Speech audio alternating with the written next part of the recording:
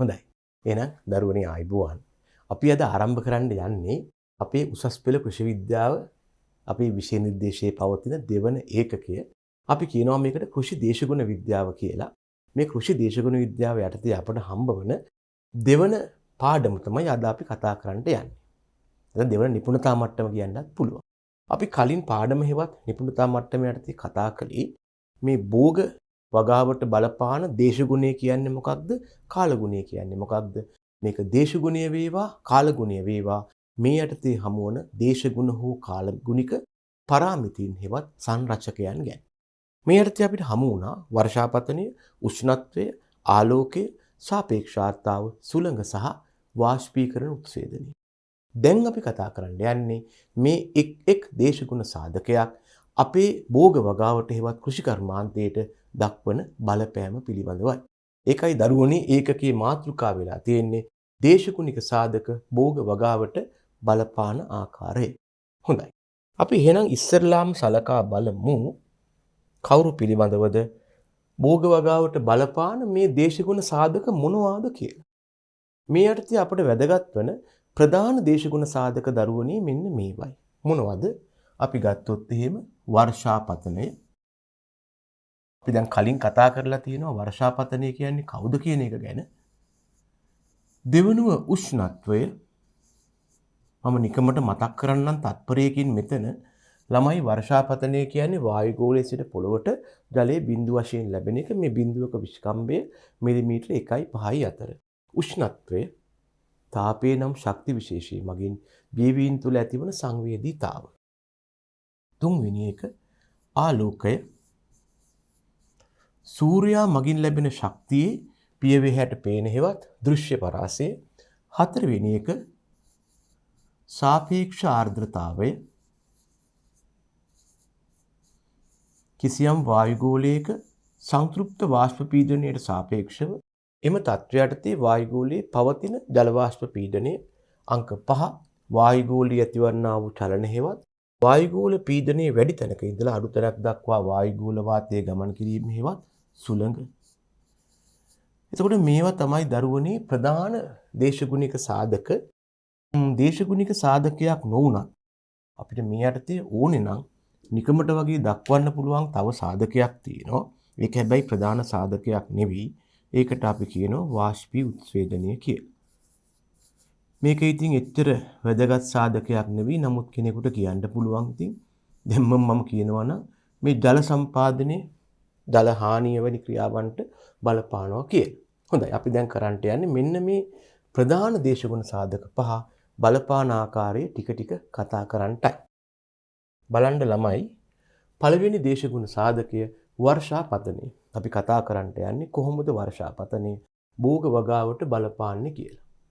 මේ අර්ථය ඉස්සෙල්ලම මම කියනවා භෝගවල ජල අවශ්‍යතාව පියවන ප්‍රධානම ක්‍රමයේ වර්ෂාපතනය කියලා. දැන් මෙතන කෙනෙකුට සරලව අපේ නව නිර්දේශය අනුව සරලව කියන්න පුළුවන් ජල අවශ්‍යතාව කියන්නේ යම් ශාකයකට ඇතිවන ජල උවමනාව කියලා. මේ ගැන තව පොඩ්ඩක් විතර ගැඹුරට මම නිකන් ඔබට මතක් කරනවා නම් වැඩි ඇඟට ගන්න එපා මේක. මේ භෝගයක ජල අවශ්‍යතාව කියලා සංකල්පයක් තියෙනවා. අපිට හම්බ වෙනවා ළමයි භෝගයක ජල අවශ්‍යතාව කියලා සංකල්පයක්. එහෙම සංකල්පයක් අපිට පොඩ්ඩක් මතක් කරගන්න පුළුවන්. භෝගයක ජල අවශ්‍යතාව. මේකට සමහරු කියනවා water requirement කියලා. මේක මම ගොඩක් ඉස්සරහට අරගෙන යන්නේ නිකන් කියලා ආපහු එන්නම්. මේක සමහරු කෙටි කරලා දක්වනවා WR කියලා. water requirement කියලා. නිකමට අහගන්න.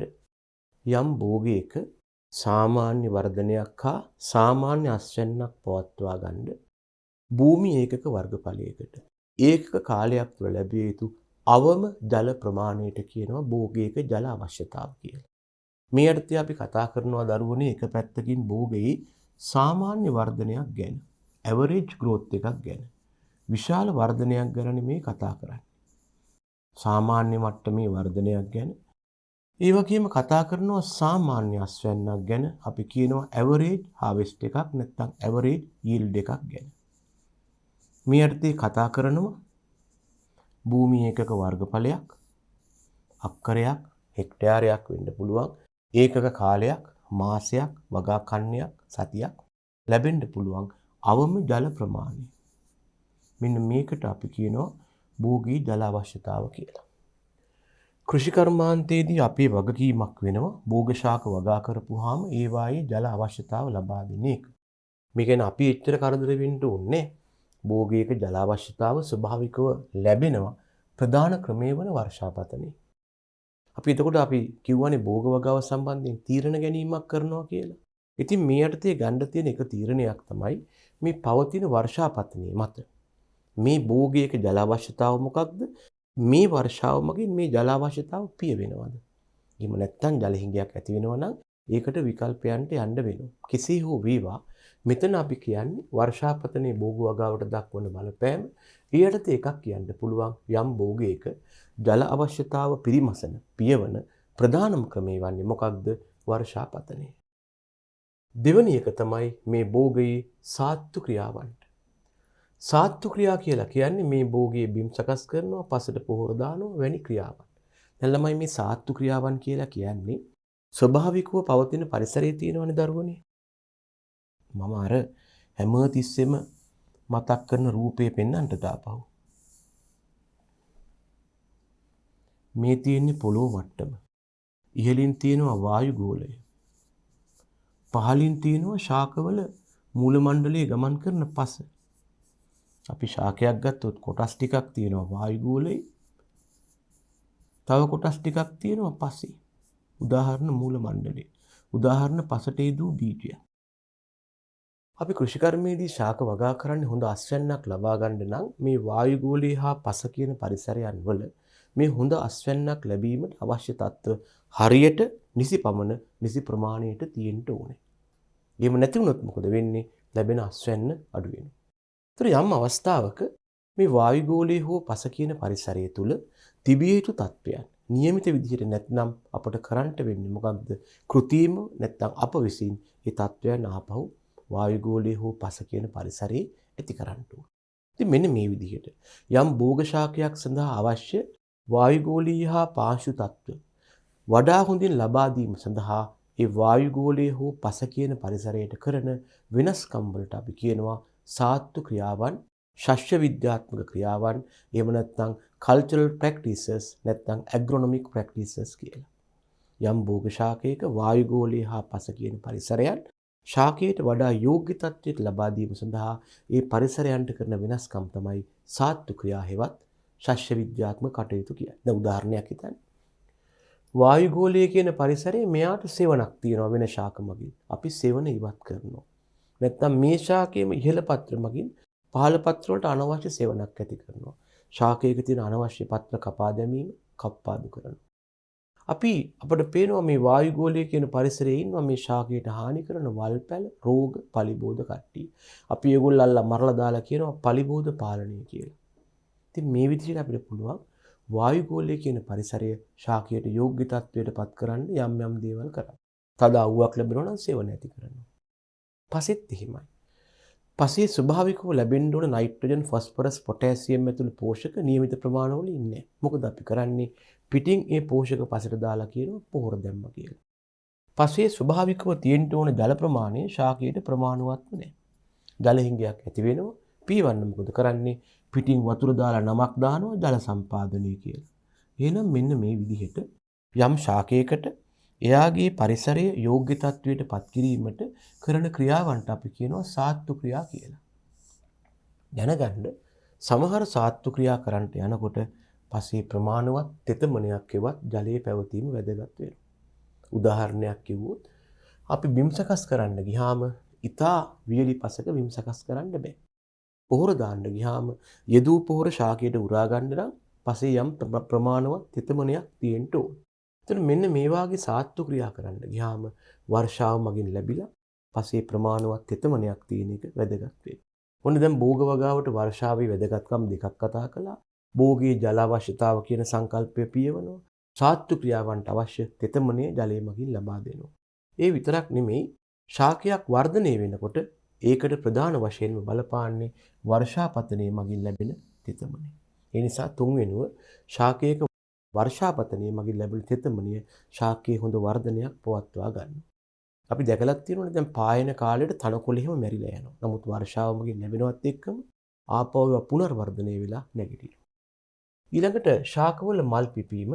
ශාකවල මල් පිපෙනවට අපි බර වචනයක් කියනවා ශාකවල පුෂ්පීකරණය කියලා. දැනගන්න ශාකවල පුෂ්පීකරණයට ප්‍රධාන වශයෙන්ම ලැබෙන සූර්යාලෝකයේ බලපානයක ඇත්තයි. නමුත් දැනගන්න ඊට අමතරව ශාකවල පුෂ්පීකරණය වෙන්නේ નિયમિત වර්ෂා කාල ආසන්නයේදී. උදාහරණයක් සමහර ශාකවල අපි කොච්චර કૃත්‍රිම දේවල් කළත් ස්වභාවික වර්ෂාපතනයක් ලැබෙනකම් ඒ ගහේ පළ හටගන්නවත් මල් පිපෙන්නවත් සමහර වෙලාවට පළ හටගත්තත් ඉදින්නවත් නෑ. ඕනනම් කරලා බලන්න දැන් වර්ෂාපතනෙම එන්න ඕන. කියන්නේ වර්ෂාපතනයත් එක්ක ලැබෙන තත්ත්ව දැන් අපි හිතුවොත් එහෙම වර්ෂාපතනය ආශ්‍රිතව මල් හට ගන්න ශාකයකට ඔයා තද පායන කාලයක් අල්ලලා හෝස් එකකින් වතුර අල්ලවුවට ඒකේ මල් පිපෙන්නේ. මොකද ඒක ස්වභාවිකවම ශාකයට දැනෙන්න ඕනේ මේ වර්ෂාපතනය කියලා. හරිද? ඒ වගේම තව එකක් තමයි මේක නම් හොඳ තත්වයක් නෙමෙයි නරක දෙයක්. අස්වැන්න වියලා ගන්න. මේක විශේෂයෙන්ම අපට වැදගත් වෙනවා වී වගේ භෝගවලදී. වී වගේ භෝගවලදී ලැබෙන අස්වැන්න වේලා ගන්නට අපට වර්ෂාවෙන් තොර කාලයක් තියෙන්න ඕන. ඒකත් වර්ෂාවේ බලපෑමක්. බැරි වෙලාවත් වර්ෂාව අධික වුණොත් මොකද වෙන්නේ? අපට වී අස්වැන්න වේල ගන්නට බැරි වෙනවා. හරිද? අපි කතා කරන්නේ භෝග වගාවට වර්ෂාපතනයේ බලපෑම් ගැන. හරිද?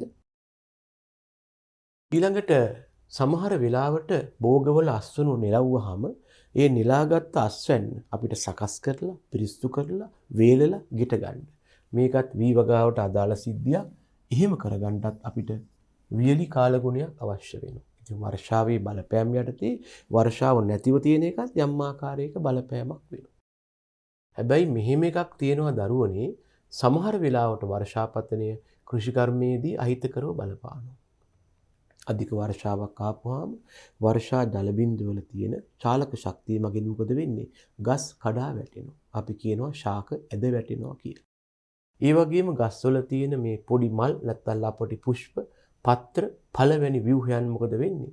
ශාකයෙන් හැලෙනවා. ඒ වගේම සමහර වෙලාවට වගාවේ රෝග හා පලිබෝධ පැතිරෙනවා. විශේෂයෙන්ම අපි රෝග ගත්තොත් එහෙම දරුවනේ දිලීර රෝග පැතිරෙන්න මේ වර්ෂාපතනයේ බලපානවා. ඒ වගේම අඛණ්ඩව ලැබෙන වර්ෂාව නෙමෙයි කඩින් කඩ ලැබෙන වර්ෂාපතනයේ කඩින් කඩ ලැබෙන මද වර්ෂාපතනයේ වී වගාවේ බ්‍රවුන් ප්ලාන්ට් හොපර් හෙවත් දුඹුරු පැල කීඩය හානිය වගේ රෝගවලට හිතකර වෙනවා. වී වගාවේ පලිබෝධයක් තමයි මේ දුඹුරු පැල කීඩයවා වර්ෂාව ලැබෙනවා පායනවා. මෙන්න මේ වාගේ තත්ත්ව එයාට හිතකර වෙනවා. අනික තමයි මෙහෙම එකක් තියෙනවා මම කියන්නේ නැහැ ශාකයක පුෂ්පීකරණය වෙන්න මල් පිපෙන්න පරාගණය අත්‍යවශ්‍යයි කියලා. හැබැයි දැනගන්න පරාගණය සිදුවීම තුළින් ශාකවල පුෂ්පීකරණය වඩා හොඳින් උත්තේජ කරනවා. දැන් මෙහෙම වෙලාවක දරුවනේ වර්ෂාව මගින් පරාග සේදී ගියොත් මොකද වෙන්නේ? පුෂ්පීකරණය ඒ වගේම ඵල හට ගැනීමට බාධා ඇති වෙනවා. ඒ වගේම අහස වලාකුළු වලින් බර වුණාම ලැබෙන ආලෝක තීව්‍රතාව අඩු වෙනවා. ඒ කියන්නේ ළමයෝ දැන් අහසේ මෙහෙම අධිකව වලාකුළු තිබුණාම මොකද වෙන්නේ? ලැබෙන සූර්යාලෝකයේ මේ සූර්යාලෝකයේ වලාකුළු මගින් ආවරණය කරගන්නවා. ප්‍රතිඵලය වෙන්නේ මොකක්ද? පොළොවට ලැබෙන්නේ අඩු ආලෝක ප්‍රමාණයක්. මේ ලැබෙන අඩු ආලෝක ප්‍රමාණය යටතේ ශාකවල ප්‍රභා සංශ්ලේෂණය හොඳට සිද්ධ වෙන්නේ නැහැ. මේක ප්‍රායෝගිකව වැදගත් වන අවස්ථාවක් කියන්නම්. අපි ගත්තොත් වියලි කලාපයේ යල කන්නයක් තියෙනවා. වියලි කලාපයේ මහ කන්නයක් තියෙනවා. මතක තියාගන්න වියලි කලාපයේට යල කන්නේ ලැබෙන්නේ අඩු වර්ෂාවක්. හැබැයි වියලි කලාපයේට මහ කන්නේදී ළමයෝ සාපේක්ෂව වැඩි වර්ෂාවක් ලැබෙනවා.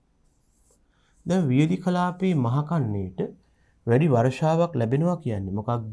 වියලි කලාපයේ මහ කන්නේදී අහස වලාකුළින් බර වෙලා පවතිනවා. ප්‍රතිඵලය වෙන්නේ මොකක්ද? මහා කන්නේදී වියලි කලාපේ වී වැනි භෝග වගා කරපුවාම ලැබෙන අස්වැන්න අඩු වෙනවා. මේ අස්වැන්න අඩු වෙලා තියෙන වර්ෂාව ලැබුණා උනත් වී වැනි ආලෝකයේ වැඩිපුර අවශ්‍ය වන භෝගවලට ගැලපෙන විදිහට ආලෝක තීව්‍රතාව නොලැබීමයි. දැන් වියලි කලාපයට යල කන්නේ ලැබෙන වර්ෂාව අඩුයි. ඒ නිසා ජල හිඟයක් ඇති වෙනවා. හැබැයි වර්ෂාව අඩු හන්දා අහසේ තියෙන වලාකුළු ප්‍රමාණය අඩුයි. ඒ නිසා හොඳ ආලෝක තීව්‍රතාවක් ලැබෙනවා. එතකොට ශාකවල හොඳට ප්‍රභා සංශ්ලේෂණය වෙලා හොඳ අස්වැන්නක් ලබා ගන්න පුළුවන්. හැබැයි සීමාකාරී තත්ත්වය තමයි ජලය. ඉතින් වියලි කලාපයේ යල කන්නේ වී වගා කරද්දී මේ නිසා අපට යන්න සිද්ධ වෙනවා ජල සම්පාදනයට. මේ නිසා අපට යන්න සිද්ධ වෙනවා ජල සම්පාදනයට. ඇයි? ලැබෙන වර්ෂාව යල කන්නේ අඩු හන්දා. නමුත් වියලි කලාපයට යල කන්නේ ලැබෙන වර්ෂාව අඩු වුණාට ඒ අඩුව අපට ජල සම්පාදනය මගින් පියවන්න පුළුවන් නම් අඩු වර්ෂාව නිසා අහස වලාකුළු වලින් බර වෙලා නැහැ. පැහැදිලි අහසක් තියෙනවා. හොඳ සූර්යාලෝකයක් ලැබෙනවා. මොකක්ද අවසාන ප්‍රතිඵලය? අවසාන ප්‍රතිඵලය තමයි අපට වගාවෙන් ලැබෙන යල කන්නේදී වැඩි වර්ෂාවක් නැති වුණත් වැඩි අස්වැන්නක්. මෙන්න මේ සිද්ධාන්තයේ මගින් කීප වතාවක්ම බහුවර්ණ ආදිය විමසලා තියෙනවා. යල කන්නේ වියලි කලාපේ වී අස්වැන්න මහ කන්නේ අස්වැන්නට වඩා වැඩි වෙන්න මොන වගේ හේතුද බලපාන්නේ කියන එක ගැන ප්‍රශ්න කරලා තියෙනවා. මම මේ ඒකයි මේක පොඩ්ඩක් මතක් කළේ. හොඳයි. අපි කතා කරන්නේ වර්ෂාවේ දැන් අහිතකර බලපෑම්. මෙහිම අහස වලාකුළු වලින් බර වුණාම ආලෝක තීව්‍රතාව අඩු වෙලා මෙතන මේ ප්‍රභා කියලා කියන්නේ ප්‍රභා සංශ්ලේෂණයටයි අඩු වෙලා අස්වැන්න පහළ යනවා. ඒ වගේම අධික වර්ෂා තත්ත්වයටතේ ජල ගැලීම්, ගම් වතුර වැනි තර්ජනාත්මක තත්ත්ව ඇති වෙලා වගාව විනාශ වෙන්නත් පුළුවන්. මීට අමතරව දැන් කෙසෙල් ශාක වැනි ශාකවල පත්‍ර මේ ලැබෙන අධික වර්ෂා ජලය මගින් ඉරී යාමේ ප්‍රවණතාවක් තියෙනවා. එහෙනම් අපි මේ කතා කරමින් ඉන්නේ භෝග වගාවට දේශගුණික සාධක මගින් නැති කරන බලපෑම යටතේ කවුරු ගැනද? වර්ෂාපතනය කොහොමද භෝග වගාවට බලපාන්නේ කියන එක ගැනයි මේ අපි කතා කළේ. හරිද දරුවනේ? එහෙනම් අපි එමු ඊළඟ දේශගුණ සාධකය වන උෂ්ණත්වය කොහොමද භෝග වගාවට බලපාන්නේ කියලා කතා කරන්න. බලන්න අංක 2 උෂ්ණත්වයේ භෝග වගාව කෙරෙහි බලපාන ආකාරය. අපි කිව්වා මෙතෙන්දී උෂ්ණත්වයේ බලපාන ආකාර දෙකක් තියෙනවා. එකක් තමයි වායව හේවත් වායුගෝල උෂ්ණත්වය, අනික තමයි පස හේවත් පාංශු උෂ්ණත්වය. අපි ඉස්සෙල්ලා බලමු වැඩිපුර වැදගත් වන වායව උෂ්ණත්වය කොහොමද කෘෂිකර්මයේදී බලපාන්නේ කියලා. පළවෙනි බලපෑම තමයි උෂ්ණත්වය යනු බීජ ප්‍රරෝහණය සඳහා අත්‍යවශ්‍ය සාධකයකි. පොඩි මතක් කිරීමක් කරනවා නම් දරුවනේ දැන් මෙවර නැත්තම් 2021 පැවැත්වුණු විභාගයේදී මේ ගැන පොඩ්ඩක් කතා කරලා තිබුණා. බීජයක ප්‍රරෝහණය සඳහා බලපාන සාධක අපට ප්‍රධාන ආකාර දෙකකට බෙදන්න පුළුවන්. ප්‍රරෝහණ සාධක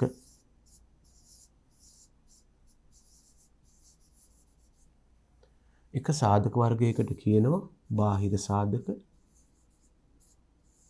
අනික් සාධක වර්ගයට කියනවා අභ්‍යන්තර සාධක. බාහිර සාධක කියන්නේ යම් බීජයක් ප්‍රරෝහණය වීම සඳහා ඊට බාහිර පරිසරයෙන් ලැබිය යුතු තත්ත්ව. ප්‍රධාන තත්ත්ව කීපයක් තියෙනවා. වැදගත්ම තත්ත්වයක් තමයි තෙතමනේ හේවත් ජලය. ඊළඟට වැදගත් වෙයි උෂ්ණත්වය එන්සයිමේ ක්‍රියාවක් නිසා. ඊළඟට වාතය හේවත් ඔක්සිජන්. සමහර බීජ වලට වැදගත් වෙන්න පුළුවන් අනිවාර්යෙන් නැහැ බාහිර සාධකයක් විදිහට ආලෝකය. ඊළඟට තමයි අභ්‍යන්තර සාධක තියෙන්නේ. යටතේ කතා කරන්නේ බීජයේ තුල පවතින තත්ත්ව. බීජය සජීවී වෙන්න ඕන නැත්නම් ජීවිතාවක් තියෙන්න ඕන. ප්‍රමාණවත් තරම් සංචිතාහාර තියෙන්න ඕන. සුප්තතාව හෝ අක්‍රීයතාව ඉවත් වෙලා තියෙන්න ඕන ආදී දේවල්. එන එක දෙයක් අපට පේනවා බීජ ප්‍රරෝහණය සඳහා තෙතමනේ හේවත් ජලය අත්‍යවශ්‍ය සාධකයක් වෙනවා. මේ තෙතමනේ හේවත් ජලය ලැබෙන්නේ වර්ෂාපතනයේ මගින්. ඒ වගේම මේ සඳහා අවශ්‍ය උෂ්ණත්වය ලැබෙන්නේ පරිසර උෂ්ණත්වයේ මගින්.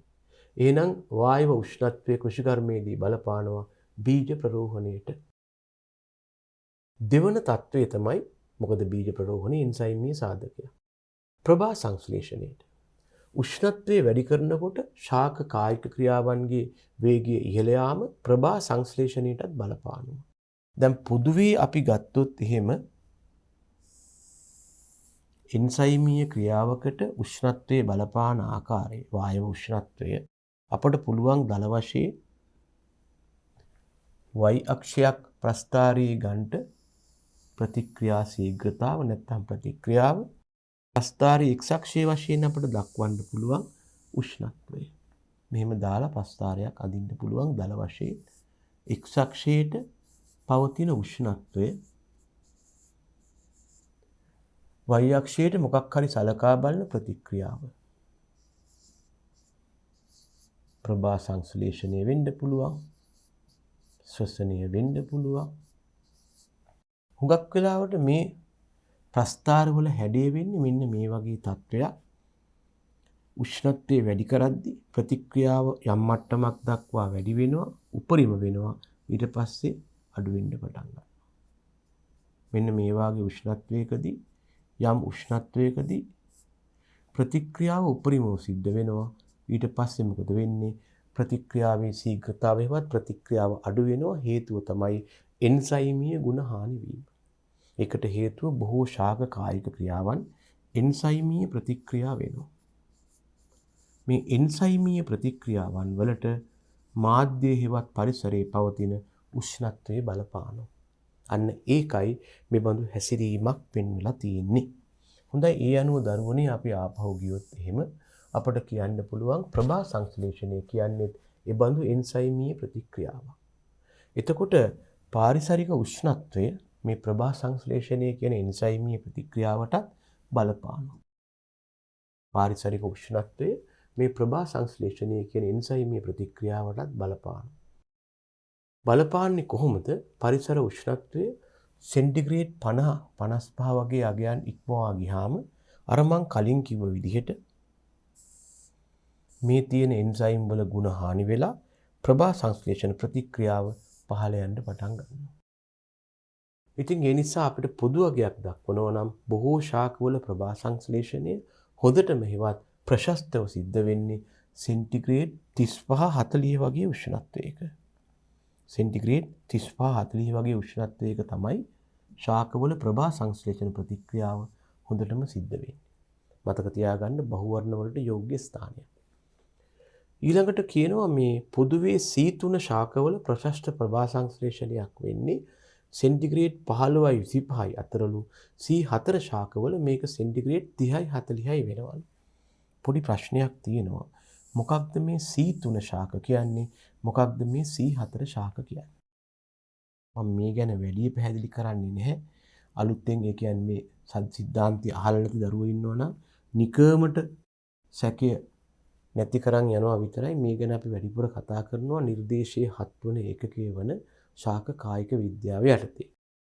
අපිට ශාකවල ප්‍රභා සංශ්ලේෂණය සිදුවන ආකාරය දිහා බලපුවාම ප්‍රධාන ආකාර දෙකකට බෙදන්න පුළුවන්. එකක් තමයි C3 ප්ලාන්ට්ස් එවත් C3 ශාක. අනික තමයි C4 ප්ලාන්ට්ස් එවත් C4 ශාක. මේකෙන් C3 ශාකයක් C3 ප්ලාන්ට් එකක් කියලා කියන්නේ ඔබ දන්නවා ඇති මේ ප්‍රභා සංශ්ලේෂණය කියන ප්‍රතික්‍රියාවේ ප්‍රධාන පියවර දෙකක් තියෙනවා. ප්‍රභා සංශ්ලේෂණය නම් ප්‍රතික්‍රියාවේ ප්‍රධාන පියවර දෙකක් තියෙනවා. එකක් තමයි ලයිට් රියැක්ෂන් හෙවත් ආලෝක ප්‍රතික්‍රියාව. එයා සිද්ධ වෙන්න ආලෝකය අවශ්‍ය වෙනවා. මේක සිදු වෙන්නේ ආලෝක තත්ත්වය යටතේ විතරයි. අනිකට අපි නිකමට නම දානවා ඩාර්ක් රියැක්ෂන් හෙවත් අඳුරු ප්‍රතික්‍රියාව. හැබැයි වැරදි ආකල්පයක් ගන්න එපා. මේක සිද්ධ වෙන්නේ අඳුරේ පමණක් නෙවෙයි. ආලෝකයේ තිබුණත් නැතත් මේක සිද්ධ වෙනවා. මේ ශාක ප්‍රභා සංශ්ලේෂණයට සාපේක්ෂව C3ද C4ද කියලා වර්ග කරලා තියෙන්නේ මෙන්න මේ ප්‍රභා සංශ්ලේෂණයේ අඳුරු ප්‍රතික්‍රියාවට අනුකූලවයි.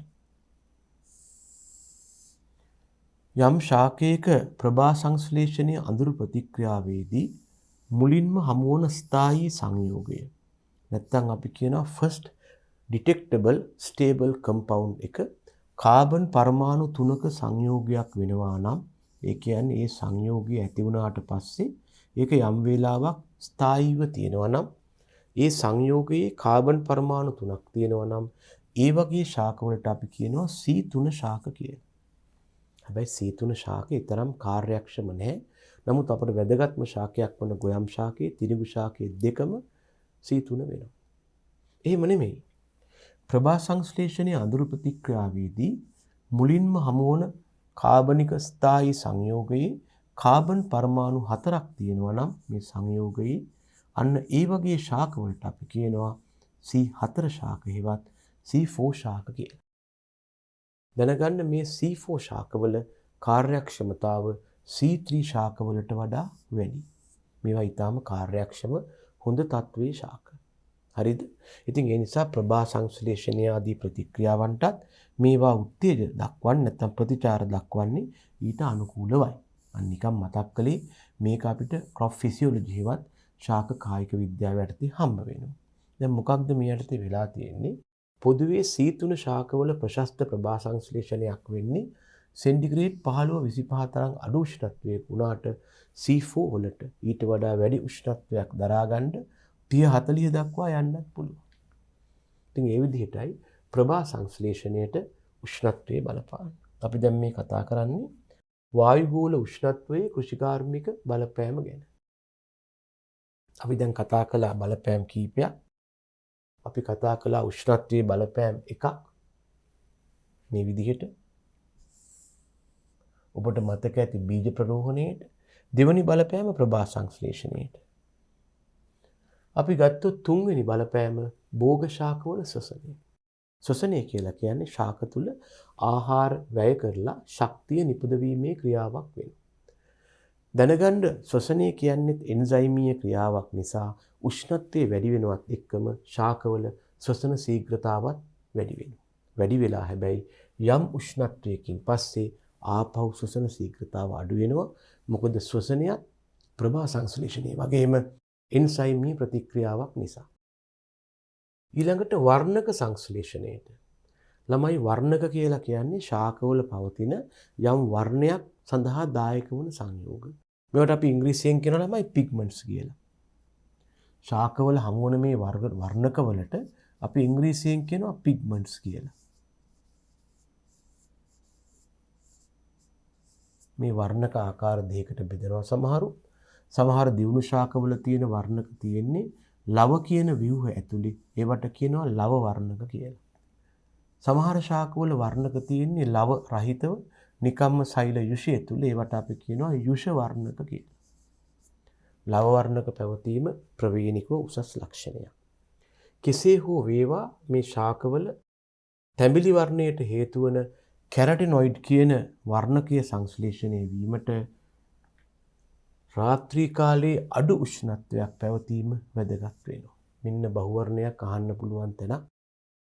කැරට් ශාකවල තැඹිලි වර්ණයේ හෙවත් කහපාට හුරු තද කහ වර්ණය ඇතිවීමට යෝග්‍ය වන්නේ අඩු රාත්‍රී උෂ්ණත්වයක්. මොකක්ද හේතුව? කැරටිනොයිඩ් නම් වර්ණකීය සංශ්ලේෂණය වෙන්නේ ඉබඳු තත්ත්ව යටතේ නිසා. ඒ වගේම හෝමෝන සංශ්ලේෂණයට. ඔබ දන්නවා හෝමෝන කියලා ශාක තුල පවතින කිසියම් ජෛව රසායනික සංයෝග වර්ගයක්. ඒවා නිපදවන්න ගියාමත් කිසියම් අගයක් දක්වා උෂ්ණත්වය වැඩි වෙනකොට ශාක හෝමෝන ක්‍රියාකාරීත්වය හා සංශ්ලේෂණය වැඩි වෙනවා. ඊළඟට පුෂ්පීකරණය. පුෂ්පීකරණය කියලා කියන්නේ නිවර්තන ප්‍රදේශවල වගා කරන ශාක නැත්නම් ශාකවල පුෂ්ප හටගන්න එක. එතකොට ශාකවල පුෂ්ප හට ගැනීමට විශේෂයෙන්ම නිවර්තන හෙවත් ඝර්මකලාපීය ශාකවල රාත්‍රී කාලයේ අඩු උෂ්ණත්වයක් නැත්නම් අඩු උෂ්ණත්වයක් පැවතීම අවශ්‍ය වෙනවා.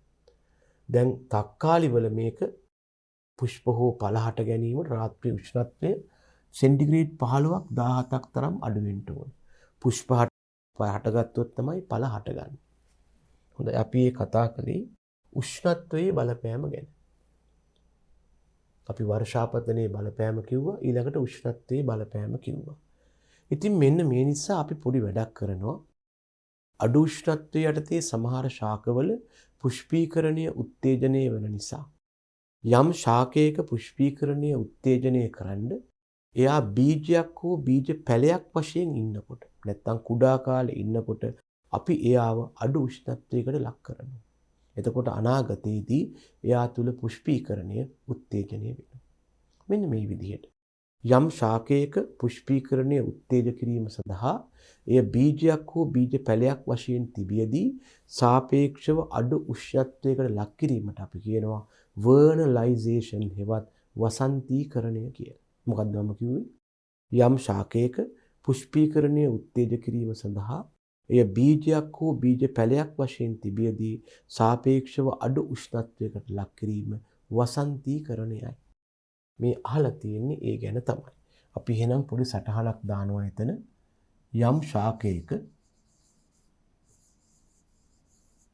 යම් ශාකයක පුෂ්පීකරණය උත්තේජ වීම සඳහා පුෂ්පීකරණය කියන්නේ මල් පිපෙනවට.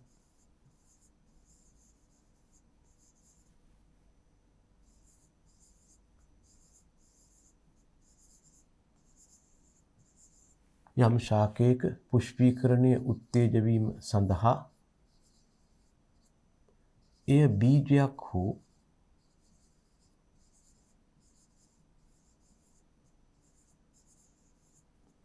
බීජ පැලයක් වශයෙන් තිබියදී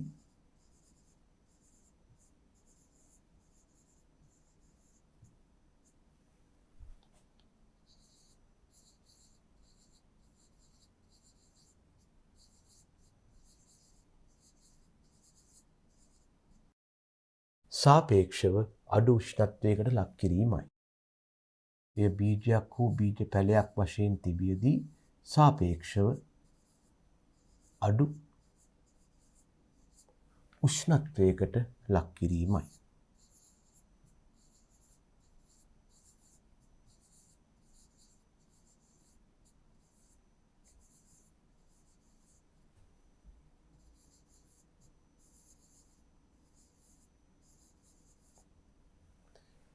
යම් ශාකයක පුෂ්පීකරණය උත්තේජනය වෙන්න යා මේ කලින් පොඩි කාලේ එය බීජයක් හෝ බීජ පැලයක් වශයෙන් ඉන්න කාලෙදී සාපේක්ෂව අඩු උෂ්ණත්වයකට ලක් කරනවට අපි කියනවා වර්නලයිසේෂන් හෙවත් වසන්තීකරණය කියලා. මෙන්න මෙතෙන්දි වෙන දෙයක් තියෙනවා. මේ ශාකය තුල සංශ්ලේෂණය වෙනවා එක්තරා රසායනික ද්‍රව්‍යයක්. මෙහෙම කරපුවාම ශාකය තුල සංශ්ලේෂණ රසායන ද්‍රව්‍යයට අපි කියනවා වර්නලීන් කියලා. ඒ නිසා අපි කියනවා මෙහිදී ශාකය තුල වර්නලීන්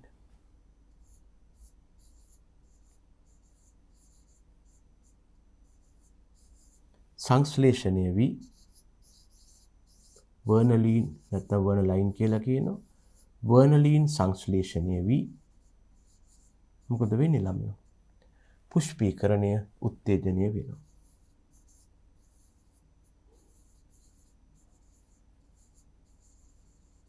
පුෂ්පීකරණය උත්තේජ වෙනවා.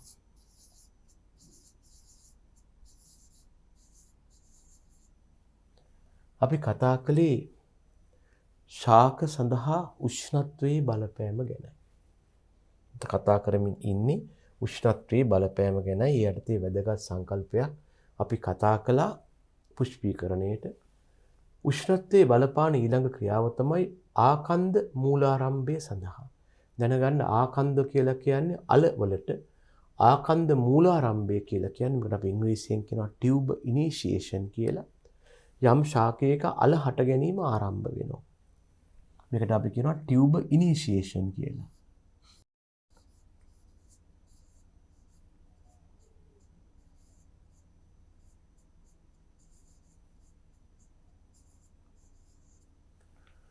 අනාගතයේදී ශාකයේ අල හට ගන්නවා. ඒක ආරම්භ වෙන ස්ටාර්ට් කරන්න. ඒක වැඩි පටන් ගන්න අඩු උෂ්ණත්වයක් තියෙන්න අවශ්‍ය වෙනවා. හැබැයි මේ අඩු උෂ්ණත්වයේ තියෙන්න ඕන දවසේ රාත්‍රී කාලයේදී. දිවා කාලයේ උෂ්ණත්වය වැඩි වෙන්න ඕන. ඒකට බලපාන හේතුව මේකයි. අපි ගත්තොත් දවසේ දිවා කාලයේදී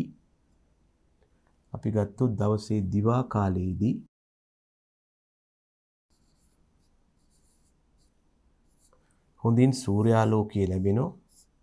ඒ ලැබෙන සූර්යාලෝකය නිසා ශාකවල ප්‍රභා සංශ්ලේෂණය හොඳට වෙනවා. ඒ නිසා දිවා කාලේ උෂ්ණත්වයත් වැඩි වෙනාට ගැටලුවක් නැහැ.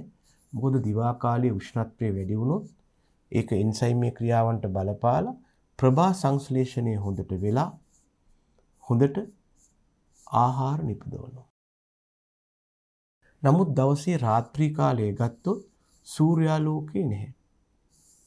ඒ නිසා මොකද වෙන්නේ? ශාකවල දිවා කාලේ ප්‍රභා සංශ්ලේෂණය මගින් නිපදවපු ආහාර තියෙනවා නම් ඒවා දිවා කාලේ අලවල තැන්පත් වෙලා තියෙනවා. හැබැයි බැරි වෙලාවත් රාත්‍රී කාලයේ උෂ්ණත්වය වැඩි වුණොත් මොකද වෙන්නේ? ගැටලුවක් ඇති වෙනවා. මොකක්ද? මේ දිවා කාලයේ වැඩි උෂ්ණත්වය මගින් ශාකවල නිපදවලා ගබඩා කරලා තියෙන සංචිත හේවත් අලවල තියෙන භූගත කොටස් වලයි අලයේ සංචිත වෙන්නේ. සංචිත කොටස් හේවත් අලවල තියෙන සංචිත ආහාර මේ වැඩි වූ ශ්වසනයට වැය වෙනවා. මේ විදිහට ශාකවල පවතින සංචිතයන් ශ්වසනයේ සඳහා වැය වුණොත් මොකද වෙන්නේ? මේ වැය වීම නිසා ශාකයේ අල අස්වැන්න අඩු වෙනවා. ශාකයේ අල අස්වනු අඩු වෙනවා. ඒක හිතකර තත්වයක් නෙවෙයි. මේ නිසා විශේෂයෙන්ම සාර්ථකව අල අස්වැන්න හටගන්න එක පැත්තකින් උෂ්ණත්වයේ බලපානවා.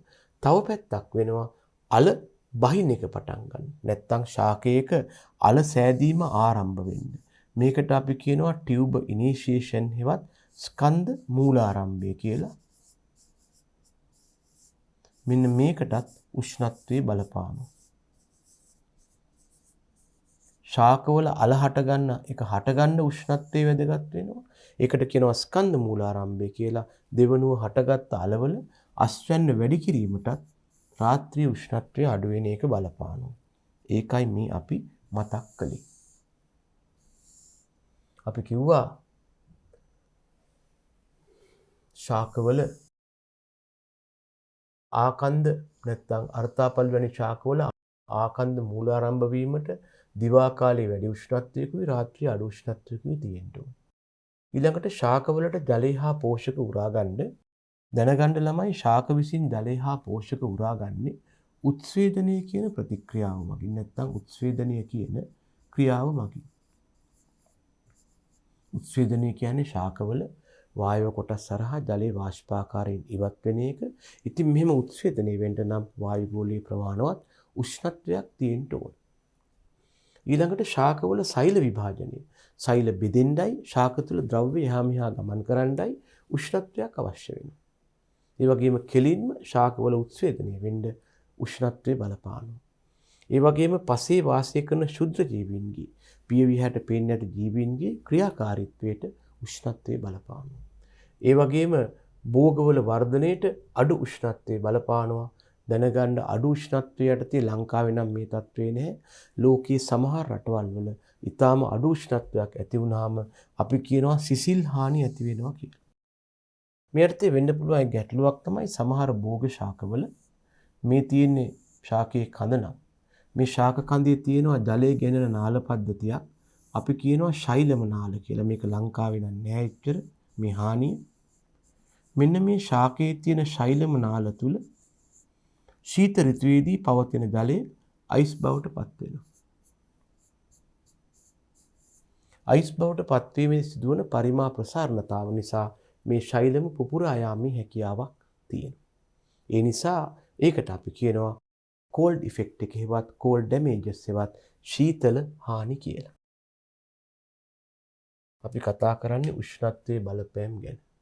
දැන් අඩු උෂ්ණත්වයේ මගින් ශීතල හානි ඇති වෙනවා වගේම වැඩි උෂ්ණත්වයේ මගින් සමහර වෙලාවට වනාන්තරවල උෂ්ණත්වය ඉහළ ගිහිල්ලා ශාක ගිනි ගන්නවා. එහෙම නැත්නම් වැඩි උෂ්ණත්වයට ලක් වෙලා ශාකවල පත්‍ර පිච්චිලා වගේ යනවා. දැන් සාමාන්‍යයෙන් අපි ඔය අධ්‍යක්ෂ දෙයක් තියෙනවා ඔය තෙත් කලාපයේ හෝ පහතරට ප්‍රදේශවල අපි හරිතාගාර ඇති කරපුවාම නැත්නම් පොලිතීන් ගෘහ ඇති කරපුවාම මේ තත්ත්වය ඇති වෙනවා. මේ පොලිතීන් ගෘහය තුළ විශේෂයෙන්ම වැඩි උෂ්ණත්වයක් ඇති වෙලා ඒ මගින් පත්‍ර නිකන් පිලිස්සලා කියන ළමයි පත්‍රය අල්ලපුවාම නිකන් පපඩම් වගේ කඩා වැටෙනවා. ඊළඟට භෝගවල ජලයේ අවශ්‍ය ප්‍රමාණය වැඩි වෙනවා උෂ්ණත්වය අධික නම්. අපි කතා කළේ භෝග වගාවට බලපාන වර්ෂාපතනය ගැනයි උෂ්ණත්වය ගැනයි. ඊළඟට අපි කතා කළේ වායව උෂ්ණත්වය ගැනනේ. අපි කිව්වා උෂ්ණත්වයේ කොටස් දෙකක් තියෙනවා.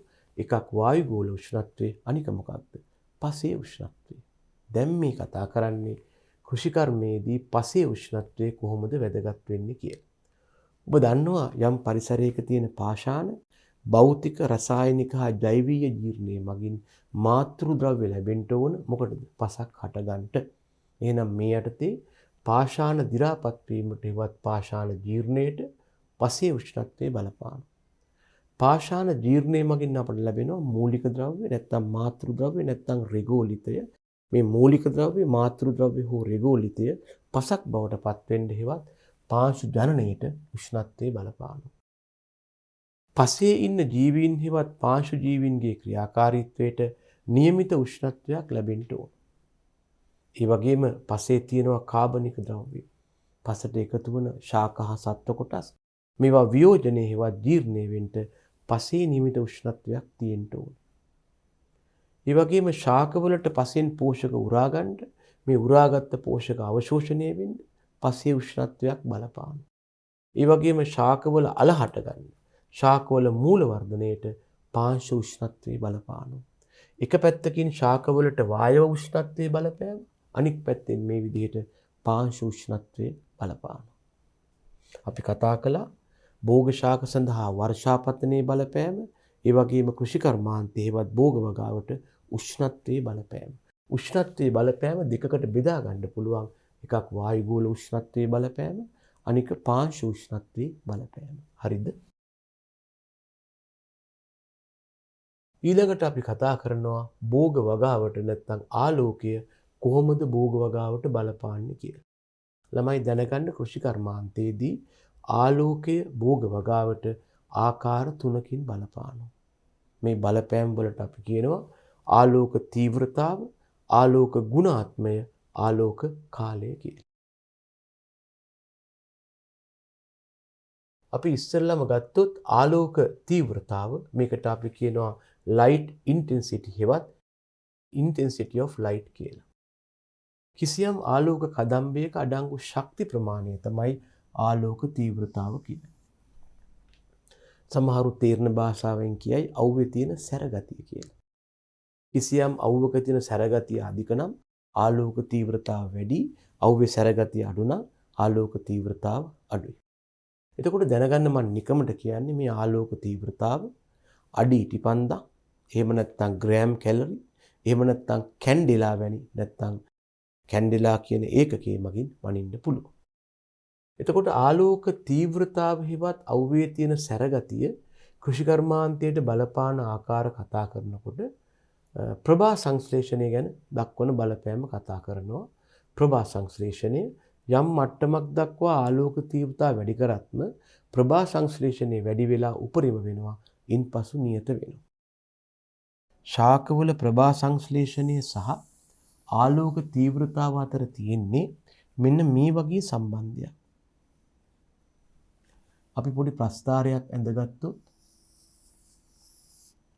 y අක්ෂයට දාමු ප්‍රතික්‍රියාවේ ශීඝ්‍රතාව, x අක්ෂයට දාමු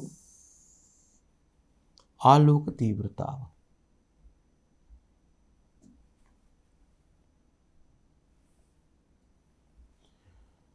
අපි x අක්ෂයට දාමු ආලෝක තීව්‍රතාව, කොච්චර ආලෝකයක් ලැබෙනවද කියන එක, නැත්නම් ආලෝකයේ සැරගතිය. y අක්ෂයට දාමු ප්‍රතික්‍රියාව.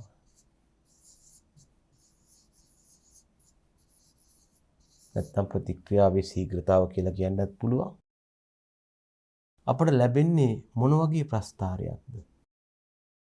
අපට ලැබෙන්නේ මොන වගේ ප්‍රස්ථාරයක්ද? මුලින් ආලෝක තීව්‍රතාව වැඩි කරනකොට ශාකවල ප්‍රභා සංශ්ලේෂණ ක්‍රියාවත් මේ විදිහට වැඩි වෙනවා. වැඩි වෙලා කිසියම් අගයකදී උපරිම වෙනවා. ඊට පස්සේ මේක නියතව පවතිනවා. මෙන්න මේ විදිහට තමයි ආලෝක තීව්‍රතාව හා ප්‍රභා සංශ්ලේෂණ ප්‍රතික්‍රියාව හැසිරෙන්නේ. එතකොට මෙතන කියන දෙයක් තියෙනවා. යම් මට්ටමක් දක්වා ආලෝක තීව්‍රතාව වැඩි කරත්ම ප්‍රභා සංශ්ලේෂණය වැඩි වෙලා උපරිම වෙනවා. ඊට පස්සේ නියත වෙනවා. හරිනේ? යම් මට්ටමක් දක්වා වැඩි කරද්දී ප්‍රභා සංශ්ලේෂණය වැඩි වෙලා මෙන්න මේ වගේ ආලෝක තීව්‍රතාවක් යටතේ උපරිම වෙනවා. මෙහෙම උපරිම අගයකටපත් වෙනවා ඊළඟට නියතව තියෙනවා. ඔක තමයි සාම්ප්‍රදායික හැසිරීම. එතකොට යම් ශාක මෙතනට අපට කියත හැකි මේ අවස්ථාවට අපට කියත හැකි ශාකයේ උපරිම ප්‍රභා සංශ්ලේෂණය කියලා.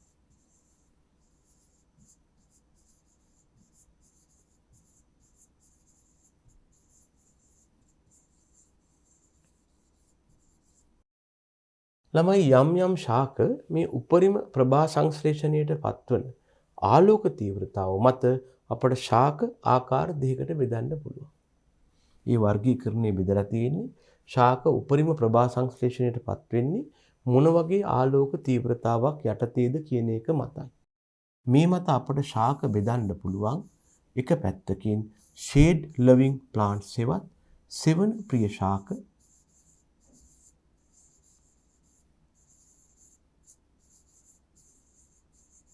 අනික් පැත්තෙන් light loving plants සෙවත් ආලෝක ප්‍රිය ශාක කියලා.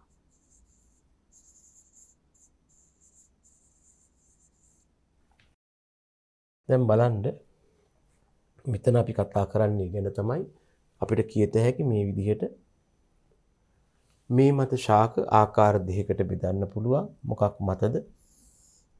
මෙලෙස ශාක දැන් අපි කිව්වනේ ප්‍රභා සංශ්ලේෂණය යටතේ ශාක දක්වන හැසිරීම උෂ්ණත්වයත් ආලෝක තීව්‍රතාවත් එක්ක යම් මට්ටමක් දක්වා ආලෝක තීව්‍රතාව වැඩි කරත්ම ප්‍රභා සංශ්ලේෂණය වැඩි වෙලා උපරිම වෙනවා.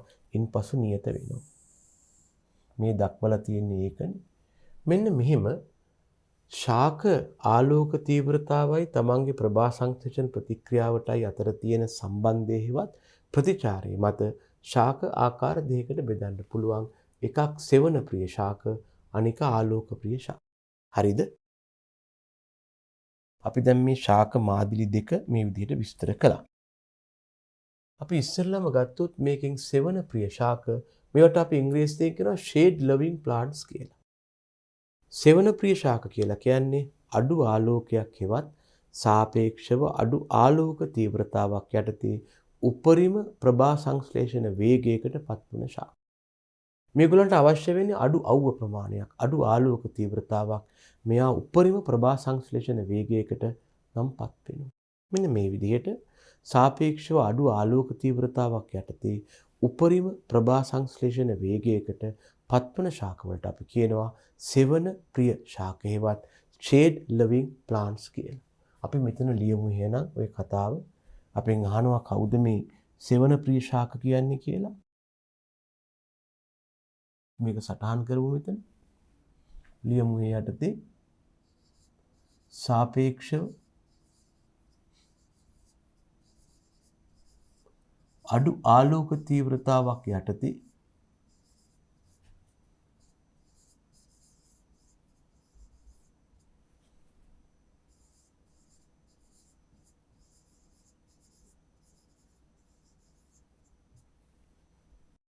සාපේක්ෂව අඩු ආලෝක තීව්‍රතාවයක් යටතේ උපරිම ප්‍රභා සංශ්ලේෂණ වේගයකට නැත්නම් ප්‍රභා සංශ්ලේෂණයකට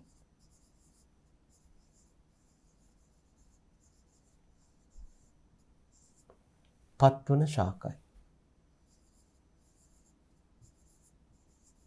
උපරිම ප්‍රභා සංශ්ලේෂණයකට පත්වන ශාකයි. ළමයි මේ විදිහට අඩු ආලෝක තීව්‍රතාවක් යටතේ උපරිම ප්‍රභා සංශ්ලේෂණ වේගයකට පත්වෙන හන්දයි මේවට අපි කියන්නේ සෙවන ප්‍රිය ශාක කියලා. මේ ශාක වලින් වැඩි අස්වැන්නක් ලබා ගන්න නම් අපි මේවා වගා කළ යුත්තේ සෙවන තත්ත්වය යටතේ. අපි කියමු මේවා සෙවන තත්ත්වය යටතේ වගා කළ යුතුයි. ඒ සෙවන ප්‍රිය කරන්නේ මේවා සෙවන තත්ත්වය යටතේ වගා කළ යුතුය.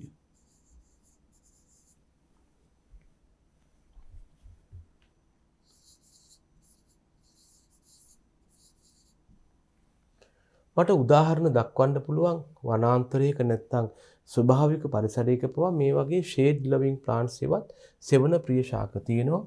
උදාහරණයක් තමයි තේ ශාකය. ඔබ දැකලා තියෙනවා තේ වගා කරපුවම මේකට සෙවන ලබා දෙනවා. ඊළඟට සමස්තයක් වශයෙන් ළමයි ඔය අපි කතා කරන කෝපි, කොකුවා, එනසල්, කරාඹු, ගම්බිරිස්, සාදික්කා වැනි සමස්තයක් වශයෙන් අපනයන කෘෂිකර්ම භෝග.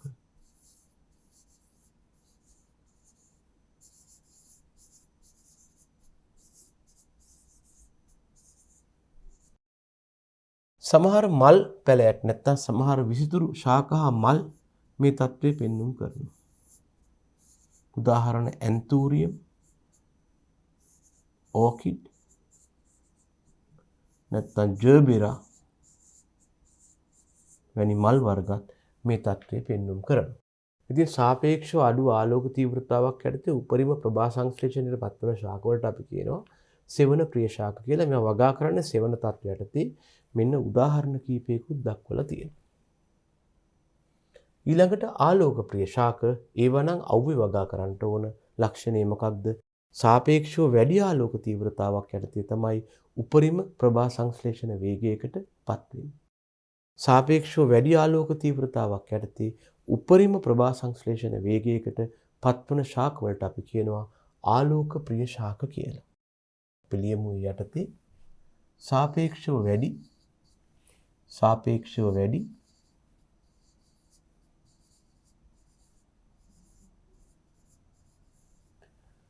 ආලෝක තීව්‍රතාවක් යටතේ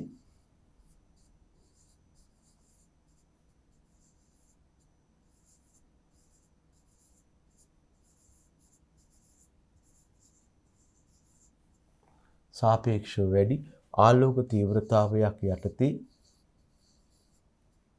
උපරිම ප්‍රභා සංශ්ලේෂණ වේගයකට නැත්නම් උපරිම ප්‍රභා සංශ්ලේෂණයකට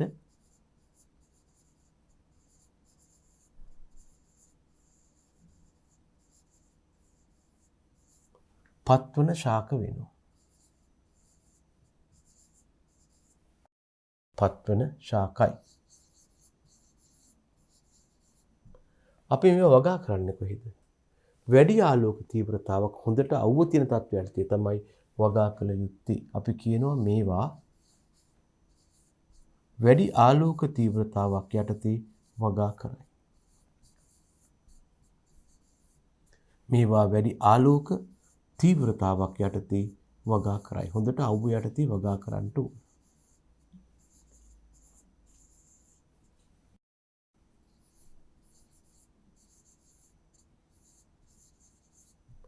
උදාහරණ තමයි වී. වී හෙවණි හදන්න බෑ. බඩ ඉරිඟු, සෝගම් හෙවත් ඉදල් ඉරිඟු,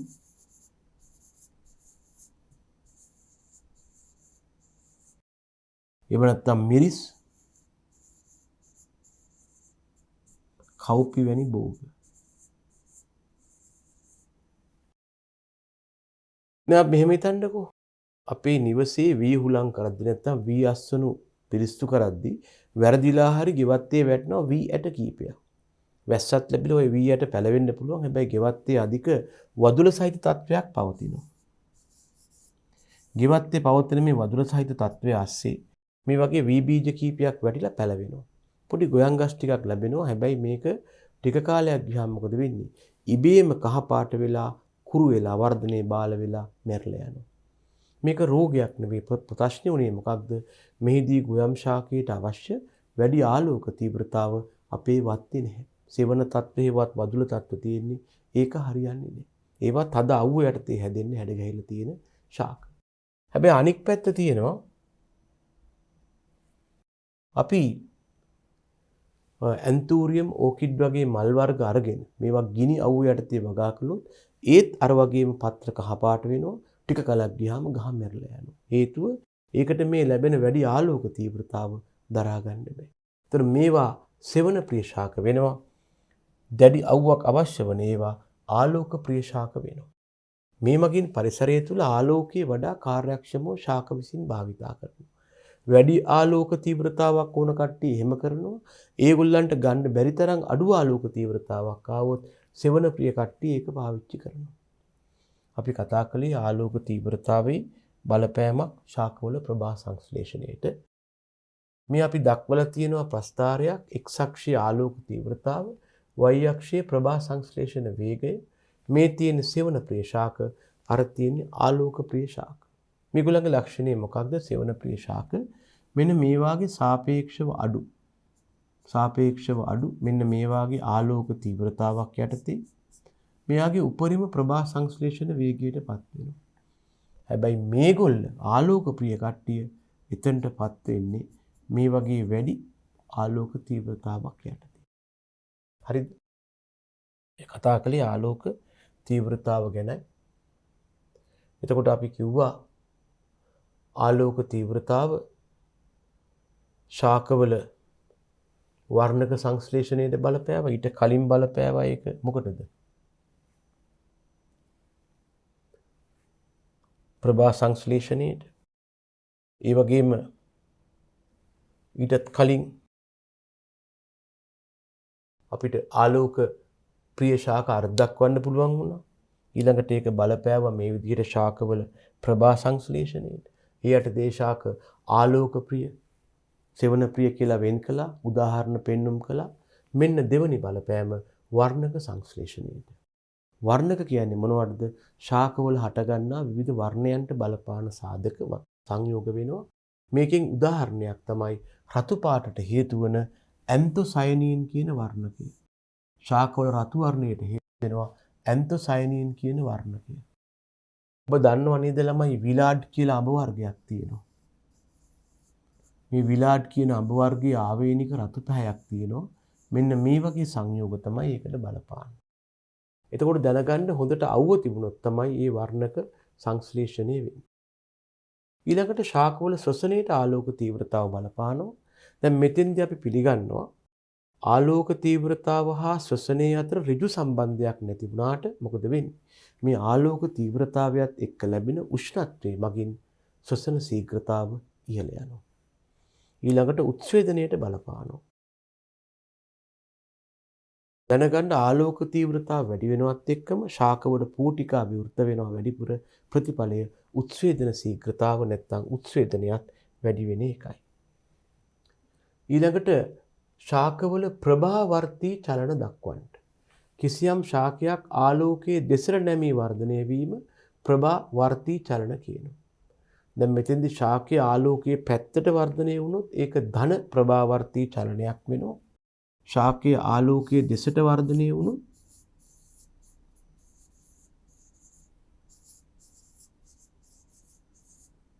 ඒක ධන ප්‍රභාවර්තී චලනයක් වෙනවා. ශාකයේ ආලෝකයෙන් ඉවතට වර්ධනය වුණොත්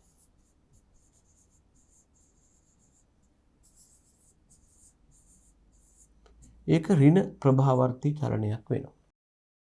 එතකොට මේ විදිහට ශාකය කොහාටද වර්ධනය වෙන්නේ කියන එකට ආලෝක තීව්‍රතාව බලපානවා. හැබැයි මෙතනදී ශාකයේ වායව කොටස් සහ භූගත කොටස් දක්වන හැසිරීම වෙනස් වෙනවා. වායව කොටස් තමයි ආලෝකයේ පැත්තට හෙවත් ධන ප්‍රභාවර්තී වෙන්නේ. භූගත කොටස් ආලෝකයේ යටතේ එකෙන් ඉවතට හෙවත් ඍණ ප්‍රභාවර්තීව හැඩගැහෙනවා. දැනගන්න වැඩි ආලෝක තීව්‍රතාවක් තියෙනවා නම් ගොයම්බැනි ශාකවල පඳුරු දාන එකයි පත්‍රවල වර්ගඵලයයි වැඩි වෙනවා. හොඳට අවු වැටුනොත් ගොයම් ශාකයේ පත්‍ර වර්ගඵලය වැඩි වෙලා ශාකයේ ප්‍රභා සංශ්ලේෂණය වැඩි වෙලා අපට හොඳ අස්වැන්නක් ලැබෙනවා. ඊළඟට අපි කතා කරන්නට යන්නේ ආලෝක ගුණාත්මය පිළිබඳවයි. දැන් ළමයි අපට ආලෝකය මෙන්න මේ විදිහට ආලෝකය කියලා කියන්නේ අපි අර කතා කරපු ශක්ති තරංග පරාසයේ අල්ට්‍රා වයලට් හෙවත් පාරජම්බුල වලට වඩා වැඩි තරංගායාමයක් සහිත ඉන්ෆ්‍රා රෙඩ් වලට හෙවත් අදෝරක්ත වලට වඩා අඩු තරංග ආයාමයක් සහිත පරාසයක්. මේක අපි හුඟක් වෙලාවට කියන්නේ මිලි මයික්‍රෝන 390යි 760යි අතර. දැන් මේ දල වශයෙන් දක්වලා තියෙන්නේ මේ පරිමාණය තමයි. මේ හරිය 390 නම් මේ හරිය 760 වගේ තමයි අපි කතා කරන්නේ. ඒකෝට මේ අතර මේ දක්වලා තියෙන මිලි මයික්‍රෝන මේ එකකේ මෙන්න මේ අතර පරාසයට අපි කියනවා විසිබල් ස්පෙක්ට්‍රම් එක හෙවත් දෘශ්‍ය ආලෝක වර්ණාවලිය කියලා. ආලෝකය අවර්ණයි වගේ පෙවුනට මේක විවිධ තරංග ආයාමයන්ගෙන් යුක්ත වර්ණ වලින් තමයි හැදිලා තියෙන්නේ. එතකොට මේ විදිහට ආලෝකයේ වර්ණ සඳහා දායක වන තරංග ආයාම පරාසය තමයි මේ දක්වලා තියෙන්නේ. ඒකට දැනගන්න මේ ආලෝකයේ යටතේ ලැබෙන එක් වර්ණයක් කෘෂිකාර්මිකව ඇති කරන බලපෑම එක් ආකාර වලින් වෙනස් වෙනවා. අපි ගත්තොත් රතු පාට ඇති කරන බලපෑම නෙමෙයි නිල් පාට මගින් ඇති කරන්නේ. ඒක නෙවෙයි කොළ පාට මගින් ඇති කරන්නේ. මෙන්න මේ විදිහට දෘශ්‍යාලෝකයේ තියෙන විවිධ වර්ණයන් මේ බලපෑම ගැනයි අපි මේ යටතේ කතා කරන්නේ. මේදී දෘශ්‍යාලෝකයේ තියෙන විවිධ වර්ණයන් භූග වගාවට දක්වන බලපෑම තමයි අපි ආලෝක ගුණාත්මක බලපෑම යටතේ කතා කරන්නේ.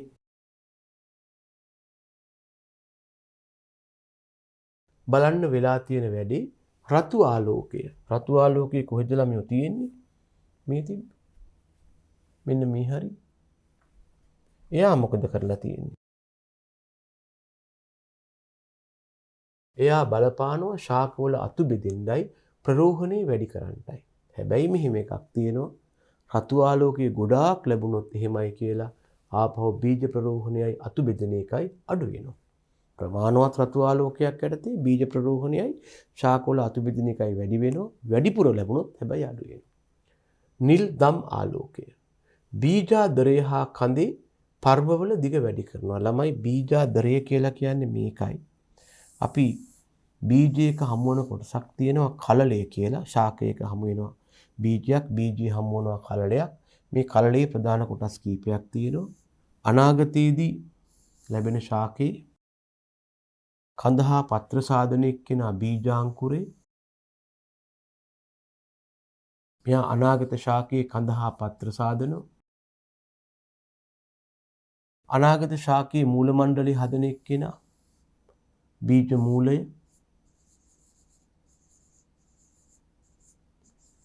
බීජ මූලය හා බීජාංකුරයේ වර්ධනය වීමට අවශ්‍ය සංචිතාහාර සපේන කලලයේ ව්‍යුහය බීජපත්‍ර. බීජපත්‍ර එකක් නම් ඒක බීජපත්‍රී, බීජපත්‍ර දෙකක් නම් ද්විබීජපත්‍රී. ඒක වෙනම කතාවක්. එතකොට දැනගන්න මේවට කියනවා බීජපත්‍ර කියලා.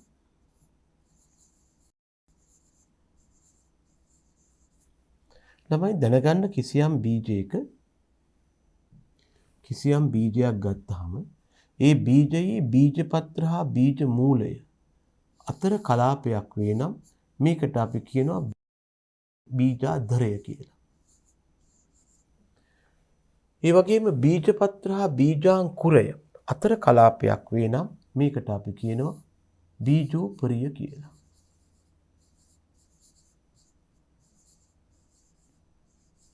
එක් බීජ ප්‍රරෝහණය වීමේදී මේ බීජාදරය හා බීජෝපරිය වර්ධනය වන්නේ එකිනෙකාට වෙනස් වේගයන්ගෙන්. යම් කලලයක බීජාදරය වේගයෙන් වර්ධනය වුණොත් බීජපත්‍ර පොළවෙන් ඔබට එසවිලා අපිබහුම් ප්‍රරෝහණයක් සිද්ධ වෙනවා.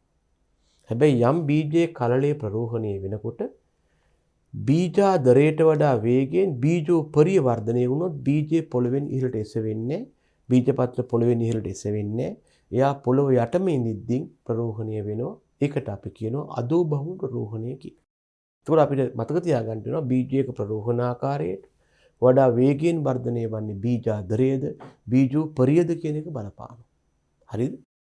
ඉතින් කොහොම හරි වෙලා තියෙන දරුවෝ මම මේ කලින් කිව්ව විදිහට ඔය බීජාදරය කියන ව්‍යුහයේ වර්ධනය වෙන්න නැත්තම් එයාගේ දිග වැඩි වෙන්න නිල් දම් ආලෝකයේ බලපානවා. ඊළඟට කොළ ආලෝකයේ බලපානවා ශාක පත්‍රවල වර්ධනයේට. ඒ වගේම හැබැයි තව එකක් තියෙනවා ප්‍රභා සංශ්ලේෂණයට ලබා දෙන්නේ අඩු දායකත්වයක්. මම මෙහෙම ප්‍රශ්නයක් අහුවොත් ඔයා මොකද කියන්නේ? ඇයි ශාක පත්‍ර කොළ පාට වෙලා තියෙන්නේ? ඔයා කියයි හරිතප්‍රද කොළ පාටයි කියලා. ඇයි මේ හරිතප්‍රද කොළ පාටයි කියලා කියන්නේ? යම් වස්තුවක් යම් වර්ණයකින් අපට පේනවයි කියන්නේ මොකක්ද? ඒ වස්තුවට අවර්ණ සූර්ය කදම්බයක් ලැබුණොත්. අවර්ණ සූර්ය කදම්බයක් කියලා කිව්වට ළමයි මේකේ තියනවා කිව්වනේ වර්ණ ගණනාවක්. මේ වර්ණ ඔක්කොම එකතු වුණාම මේක අවර්ණයි. මේ වගේ අවර්ණ සූර්ය කදම්බයක් තුළ මේ වර්ණ ටික ඔක්කොම තියෙනවා. මේ වගේ අවර්ණ සූර්ය කදම්බයක් ලැබුණාම අනිකුත් වර්ණයන් උරාගෙන ඒ වස්තුව මගින් යම් වර්ණයක් පරාවර්තනය කරන්න පුළුවන්. ඒ වස්තුව මගින් පරාවර්තනය කරන වර්ණය ඇවිල්ලා අපේ ඇසට වැටෙනවා. මේ තියෙන්නේ අපේ ඇස නම් ඇසට මේ වර්ණය ලැබෙනවා. ලැබුණාම මේ වර්ණය අපේ ඇසේ තියෙන දෘෂ්ටි විතානයේ ප්‍රතිබිම්බයක් හදනවා. මේ වර්ණය මොකක්ද කියලා ඒ පාර ඇස මොළයෙන් විමසනවා. එතකොට මොළේ මගින් කියනවා මේ තරංගායාමය අසවල් වර්ණය කියලා. අපි වර්ණ හඳුනාගන්නේ මේ විදිහටයි. හරිද? එතකොට දැනගන්න මේ අනුව අපට ශාකපත්‍ර කොළපාට්ට පේනවා කියන්නේ හේතුව මොකක්ද? ශාකපත්‍ර වලට ලැබෙන අවර්ණ සූර්යාලෝකයේ තියෙන අනිකුත් වර්ණ එයා උරා ගන්නවා. උරාගන්නේ ප්‍රභා සංශ්ලේෂණයට වැදගත් හින්දා. හැබැයි වැදගත්ම නැති වර්ණය අඩුවීම ප්‍රභා සංශ්ලේෂණයට දායක වන මේ කොළපාට තරංග ආයාමය එයා පත්‍රයෙන් පිට කරනවා. එතකොට මේ කොළපාට තරංග ආයාමයේ පත්‍රයෙන් පිට වුණාම ඒක අපේ ඇහැට ලැබුණාම අපේ දෘෂ්ටි විතානයේ මගින් හඳුනාගෙන මොළයට පණිවිඩයක් යවලා අහනවා මේ මොන වර්ණයේද? මොළේ කියන මොක කොළපාටනේ. අපි ඒක අර්ථ දක්වනවා. ශාකපත්‍ර කොළපාට වෙලා තියෙන හේතුව ප්‍රභා සංශ්ලේෂණයට අඩුම දායකත්වයක් දක්වන්නේ කොළපාට හින්දා. ශාකපත්‍ර වුණාම මොකක් හරි වර්ණයක් තියෙන්න එපාය.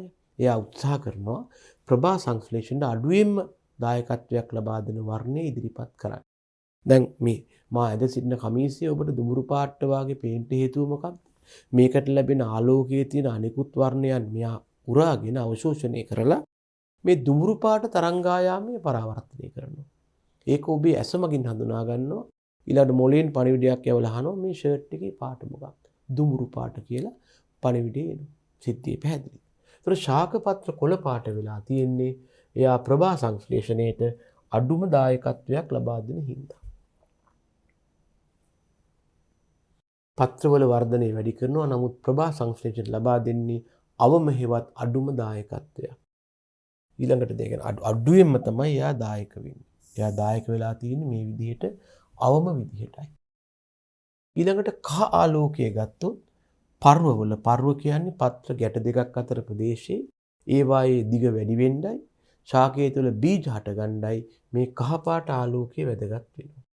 නිල් පාටයි රතු පාටයි ආලෝකය ශාකවල ප්‍රභා සංශ්ලේෂණය වැඩි කිරීමට උදව් කරනවා. හරිද?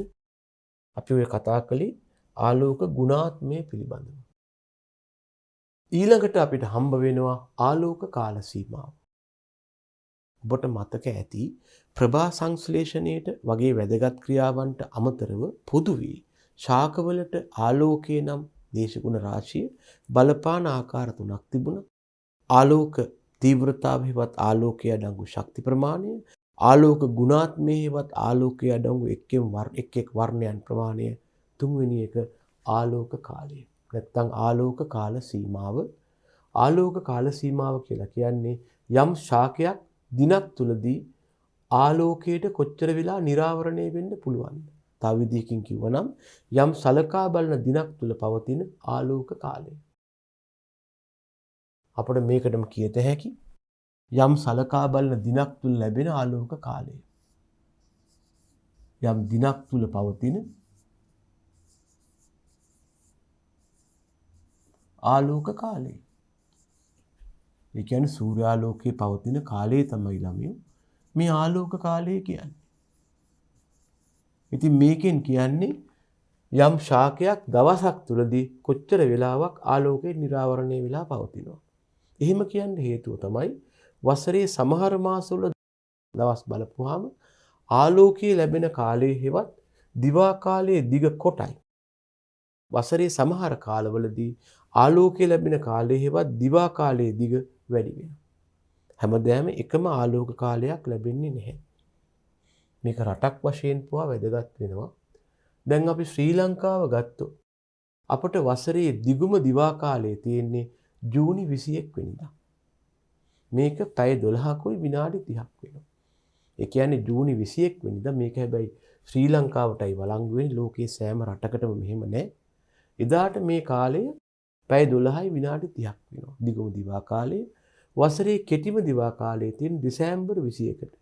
ඒකයි සමහරු කියන්නේ දෙසැම්බර් මාසෙ නැත්තම් වසරේ සමහර කාලවල ඉක්මනට රැ වෙනවා වගේ පේනවා. ඉක්මනට හවස් වෙනවා. නමුත් සමහර දවස්වල ගොඩාක් වෙලා යනවා වගේ පේනවා අඳිරි වැටෙන්න. ඒකයි මේ හේතුව. එතකොට දිගුම දිවා කාලයේ මතක තියාගන්න වසරේ ජූනි 21 පැය 12යි විනාඩි 30ක් වෙනවා. කෙටිම දිවා කාලේ දෙසැම්බර් 21 මේක පැය 11යි විනාඩි 40ක් වෙනවා. මේ දෙක අතර තියෙන පරතරය කොච්චරක්ද? විනාඩි 50කට පමණ සීමා වෙනවා. මේක පැයක්වත් නෑ. විනාඩි 50කට පමණ සීමා වෙනවා. හැබැයි මේ වෙනසට ශාක සංවේදී වෙනවා ප්‍රතිචාර දක්වනවා. දැනගන්න ලංකාවේ වසරේ දිගුම හා කෙටිම දිවා කාල අතර පරතරය විනාඩි 50කට පමණ සීමා වුණාට ලෝකයේ සමහර රටවල් වල මේ අතර ඉතා දිගු පරතරයක් පවතිනවා. හරිද? ඒකට ශාක ප්‍රතිචාර දක්වනවා. මෙන්න මේ විදිහට යම් ශාකයක පුෂ්පීකරණය කියන ක්‍රියාවට මේක විශේෂයෙන්ම සංවේදී වන්නේ පුෂ්පීකරණය හෙවත් ශාකවල මල් හට ගැනීමටයි.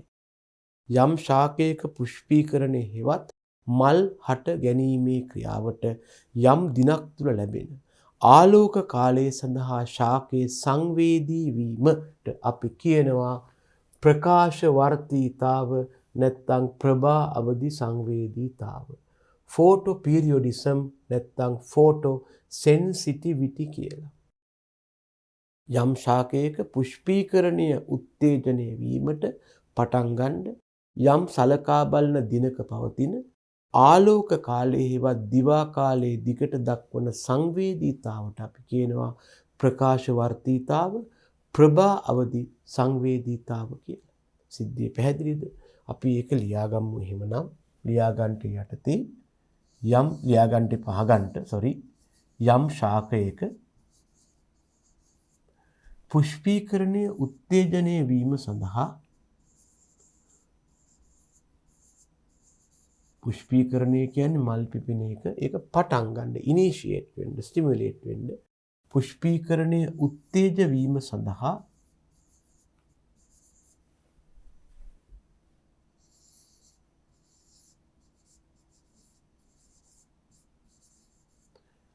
යම් දිනක් තුල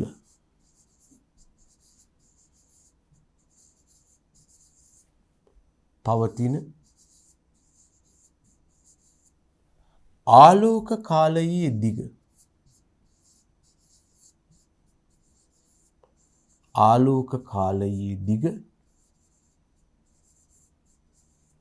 මේකට සමහරු කියනවා වරහන් තුල දිවා කාලයේ දිග ඩේ ලෙන්ත් එක කියලා කියනවා. දිවා කාලයේ දිග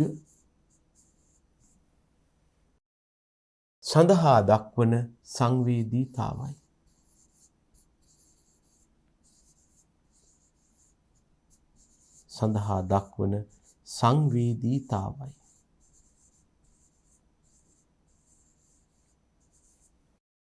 මෙන්න මේකට අපි කියනවා ප්‍රකාශ වර්තිතාව නැත්නම් ප්‍රභා අවදි සංවේදීතාව කියලා. හරිද? දැනගන්න ඔය කියන ප්‍රභා අවදි සංවේදීතාව යටතේ ශාක ප්‍රධාන ආකාර තුනකට බෙදන්න පුළුවන්. එකකට කියනවා කෙටි දින ශාක, අනික දිගු දින ශාක, අනික දින උදාසීන ශාක. මෙතන කියනවා යම් දිනක් තුළ ලැබෙන ආලෝක කාලයට ශාක දක්වන ප්‍රතිචාර මත. මොනවද ශාක ප්‍රතිචාර දක්වන්නේ? පුෂ්පීකරණය. ශාක ප්‍රධාන ආකාර තුනයි: කෙටි දින ශාක, දිගු දින ශාක, දින උදාසීන ශාක. ඉස්සෙල්ලා බලන්න කෙටි දින ශාක. ළමයි මේ කෙටි දින ශාක වලට සමහරු කියනවා short day plants කියලා.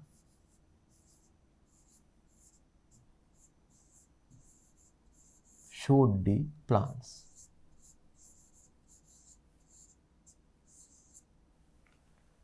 දැනගන්න මෙතෙන්දී යම් ශාකයක පුෂ්පීකරණය උත්තේජනය වීමට සාපේක්ෂව කෙටි දිවා කාලයක් හෙවත් සාපේක්ෂව දිගු රාත්‍රී කාලයක් අවශ්‍ය වන ශාකවලට අපි කියනවා කෙටි දින ශාක කියලා. මොකක්ද මේ සාපේක්ෂ කතාව? මම මේ ගැන පොඩි පැහැදිලි කිරීමක් කරන්නම්. හැබැයි ඒක අපි ලියන්න ඕනේ නැහැ මේ විදිහටම. අපි දන්නවා ළමයි දවසකට තියෙනවා පැය 24ක්.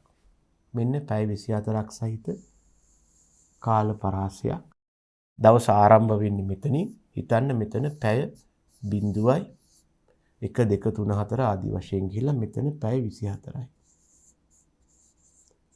දැන් පැය 24ක් තියෙන දවසකින් සාමාන්‍යයෙන් දවල් කාලේ හෙවත් දිවා කාලයක් තියෙනවා. ඒ කාලයේ ප්‍රධාන ලක්ෂණය ආලෝකය ලැබෙනවා, සූර්යාලෝකය ලැබෙනවා. සූර්යාලෝකය නොලැබෙන කාලයක් තියෙනවා අපි කියනවා රාත්‍රී කාලය කියලා. මේ විදිහට තියෙනවා. එතකොට අපි හිතනවා මේ දවසෙන් භාගයක් දිවා කාලය, අනෙක් භාගය රාත්‍රී කාලය කියලා. දවසේ පැය 24ක් තියෙනවා නම් අපිට උපකල්පනය කරන්න පුළුවන් මේකෙන් පැය 12ක් දිවා කාලය, 12ක් රාත්‍රී කාලය කියලා. මෙන්න මෙතන. හැබැයි දැන් මෙතන වෙලා තියෙන්නේ අපි කිව්වා වසරේ සෑම දිනකම හරියටම පැය 12ක් දවල්, පැය 12ක් රාත්‍රී කියලා කතාවක් නෑ. වසරේ සමහර කාලවලදී දිවා කාලයේ දිග පැය 12ට වඩා වැඩි වෙනවා. වසරේ සමහර කාලවලදී රාත්‍රී කාලයේ දිග පැය 12ට වඩා වැඩි වෙනවා. රාත්‍රී කාලයේ දිග වැඩි වුණොත් දිවා කාලයේ දිග අඩු වෙනවා. දිවා කාලයේ දිග වැඩි වුණොත් රාත්‍රී කාලයේ දිග අඩු වෙනවා. එතකොට මේක තීරණය කරන්නේ පැය 12 කියන සීමාකාරී අගයම. හරි මැද අගය. මෙන්න මේ පැය 12ක් වූ මේ අගයට අපි කියනවා ළමයි ආලෝක අවදි කාලය කියලා. පැය 12ක මේ කාලයට අපි කියනවා ආලෝක අවදි කාලය කියලා.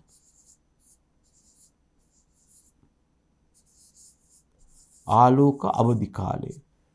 critical period of light කියලා කියනවා. මේ කාලයේ දිග පැය 12යි. ඊට වඩා දිවා කාලයේ දිග නම් රාත්‍රී කාලයේ කෙටි වෙනවා. ඊට වඩා රාත්‍රී කාලයේ දිග නම් දිවා කාලයේ කෙටි වෙනවා. මොකද දවසට තියෙන්නේ පැය 24ක් හන්දා. ඒතර මේකෙන් අපි කලින් කතා කළා කෙටි දින ශාක කියන කට්ටිය ගැන. short day plants එවත් කෙටි දින ශාක කිව්වා. මේගොල්ලන්ගේ අනිවාර්ය ලක්ෂණය මොකක්ද කෙටි දින වෙන්න නම්? මේගොල්ලන්ගේ දිවා කාලයේ දිග අඩුයි, රාත්‍රී කාලයේ දිග වැඩි. අඩුයි කියන්නේ කාට වඩාද? මෙන්න මේ අවදි ආලෝක කාලයේ හෙවත් critical period of light හෙවත් පැය 12ක කාලය. මේ අනුව අපිට කියන්න පුළුවන් එක විදිහකට කෙටි දින ශාක කියලා කියන්නේ සාපේක්ෂව කෙටි දිවා කාලයක් හෙවත් සාපේක්ෂව දිගු රාත්‍රී කාලයක් යටතේ තම පුෂ්පීකරණයේ උත්තේජනය වෙන්නේ කාගේද? කෙටි දින ශාකවල. තව විදිහකින් මේක කියන්න පුළුවන් මේ හරි මැද ඉන්න ආලෝක අවදි කාලය හෙවත් පැය 12 අරගෙන පැය 12කට වඩා කෙටි දිවා කාලයක් යටතේ හෙවත් රාත්‍රී කාලයේ දිග පැය 12ට වැඩි වෙනවා. පැය 12ට වඩා දිගු රාත්‍රී කාලයක් යටතේ නැත්නම් රාත්‍රී කාලයක් පැවතීමෙන් තම පුෂ්පීකරණයේ උත්තේජන ශාක වේ නම් ඒවට අපි කියනවා දිගු දින ශාක කියලා.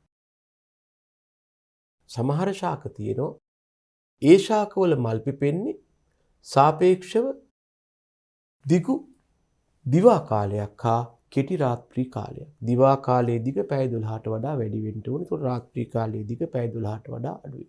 ඒවට අපිට කියන්න පුළුවන් කෙටි දින ශාක කියලා.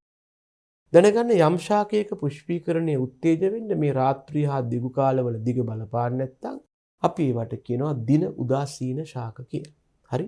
අපි ඉස්සෙල්ලා බලමු මොකක්ද මේ කෙටි දින ශාක කියලා කියන්නේ කියලා.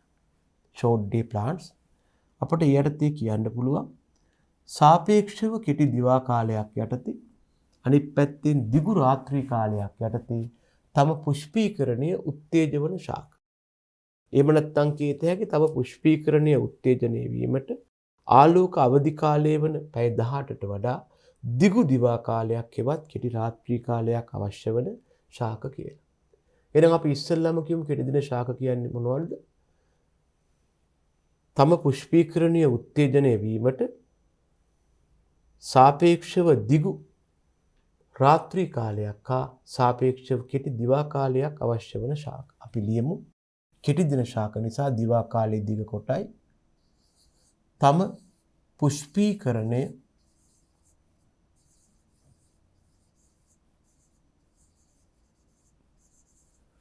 උත්තේජ වීම සඳහා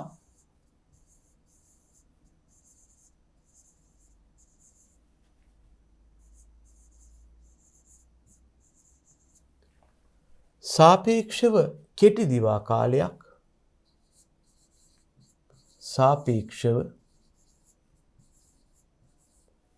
දිවා කාලයක් හා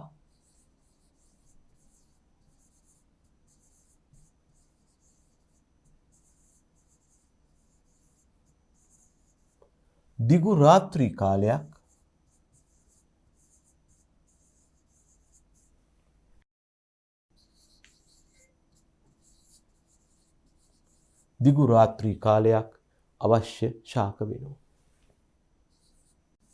දවල් කාලේ කොට නම් රාත්‍රී කාලේ දික් වෙනවා.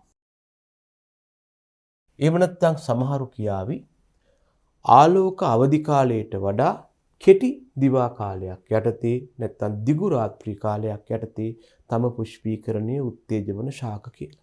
ආලෝක අවදි කාලයේ හෙවත් critical period of light කියලා කියන්නේ යම් ශාකයක පුෂ්පීකරණය උත්තේජ වීම හෝ නොවීම වෙනවද නැද්ද වීම හෝ නොවීම තීරණය කරන සීමාකාරී ආලෝක කාලයක්. අපිට එහෙම කියන්නත් පුළුවන්. එහෙම නැත්නම් තම පුෂ්පීකරණය උත්තේජ වෙන්න සාපේක්ෂව කෙටි දිවා කාලයක් හා දිගු රාත්‍රී කාලයක් අවශ්‍ය ශාක. මෙන්න උදාහරණ පැරණි වී වර්ග ඔය මුරුංගකායන්, පච්ච පෙරුමාල්, හැංගි මුත්තන්, ඒ වගේ සුවඳල්, හීනටි වගේ පැරණි වී වර්ග, කෝපි, දුම්කොළ, ස්ට්‍රෝබෙරි, සෝයා බෝංචි, රටකජු, උඳු, තෝර පරිප්පු වැනි ශාක. මොන අපි කතා කළා කෙටි දින ශාක ගැන. පුෂ්පීකරණය යටතේ බලන්න ඊළඟ කණ්ඩායම. දිගු දින ශාක. නැත්නම් අපි ඉංග්‍රීසියෙන් කියමු long day plants කියලා. අපි ඉංග්‍රීසියෙන් කියනවා මේවට long day plants කියලා. long day plants.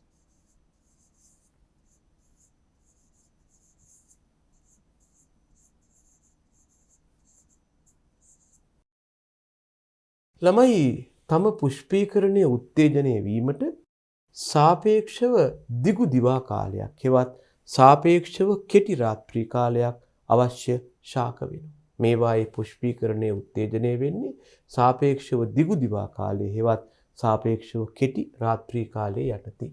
අපි නිසා යටතේ කියමු තම පුෂ්පීකරණය මල් පිපෙන එක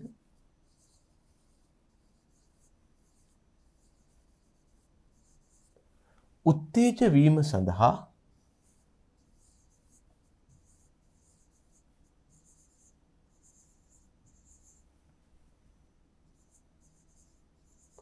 තම පුෂ්පීකරණය උත්තේජ වීම සඳහා සාපේක්ෂව දිගු දිවා කාලයක්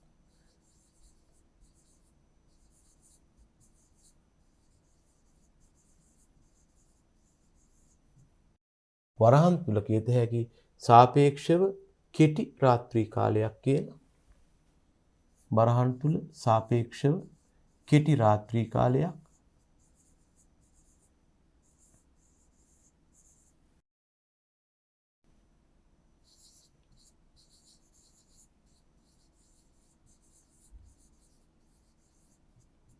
අවශ්‍ය වන ශාක වෙනවා.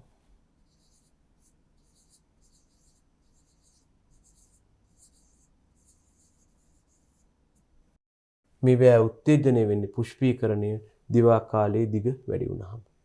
උදාහරණ තමයි බීට්‍රූට්, කැරට්, සලාද, රාබු, අර්තාපල්, නිවිති, ලූණු, කහපරිප්පු.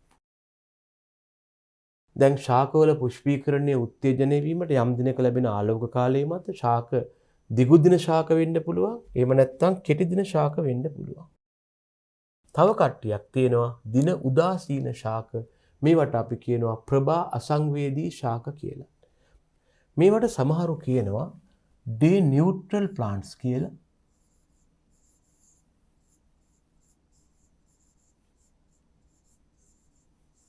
සමහරු කියනවා photo insensitive plants කියලා. මොකද මේවා ආලෝක කාලයට සංවේදී වෙන්නේ නැහැ.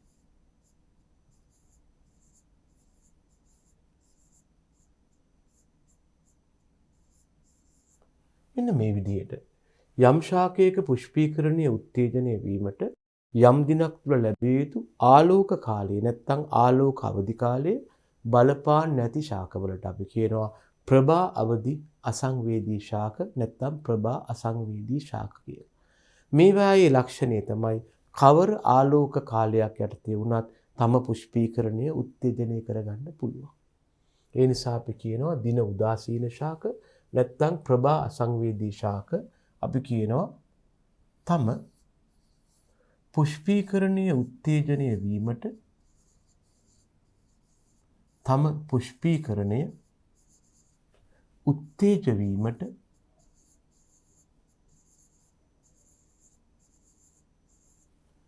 යම් දිනක් තුල ලැබෙන තම පුෂ්පීකරණයේ උත්තේජනය වීමට යම් දිනක් තුල ලැබෙන ආලෝක කාලය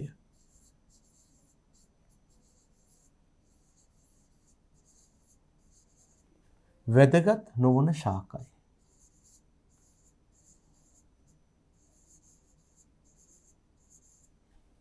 වැදගත් නොවන ශාකයි. මේවායේ ලක්ෂණය තමයි ලැබෙන ආලෝක කාලය දිනක් තුළ ආලෝකයේ පවතින කාලයේ කුමක් වූ වේවා ශාකය තමාගේ පුෂ්පීකරණය උත්තේජ කරගන්නවා. අපි කියනවා මේවා කවර ආලෝක කාලයක් යටතේ වුවද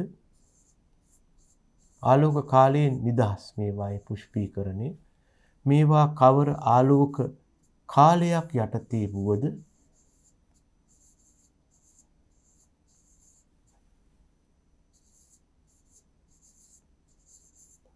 තම පුෂ්පීකරණය උත්තේජ කර ගනිති. ඒකට ආලෝක කාලයේ බලපාන්නේ නැත. තම පුෂ්පීකරණය උත්තේජ කර ගනිති.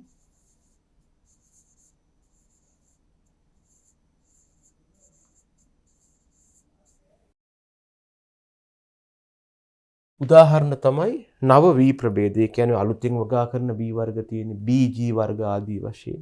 ඊළඟට පොල්, තේ, මිරිස්, කවුපි, මුං ඇට, බෝංචි, කඩවිල, වැටකොළු, පිපිඤ්ඤා වැනි ශාක. අපි දැන් මෙතෙන්දී කතා කරමින් හිටිය දරුවනේ ආලෝකයේ කෘෂිකර්මාන්තයේදී දක්වන බලපෑම ගැන. අපි කිව්වා මේ ආලෝකයේ නම් සංරචකය කෘෂිකාර්මිකව ආකාර 3කින් බලපානවා කියලා. ආලෝකයේ නම් දේශගුණික සංරචකය දේශගුණ සාධකය කෘෂිකර්මාන්තයේදී අපට ආලෝකයේ ආකාර 3කින් බලපෑවා. එකක් තමයි ආලෝක තීව්‍රතාව විදිහට ආලෝකයේ අඩංගු ශක්ති ප්‍රමාණය විදිහට තව එකක් තමයි ආලෝකයේ ගුණාත්මය විදිහට ආලෝකයේ තියෙන එක් එක් වර්ණයන්ගේ සාපේක්ෂ ප්‍රමාණය විදිහට අනික තමයි ආලෝක කාලය විදිහට.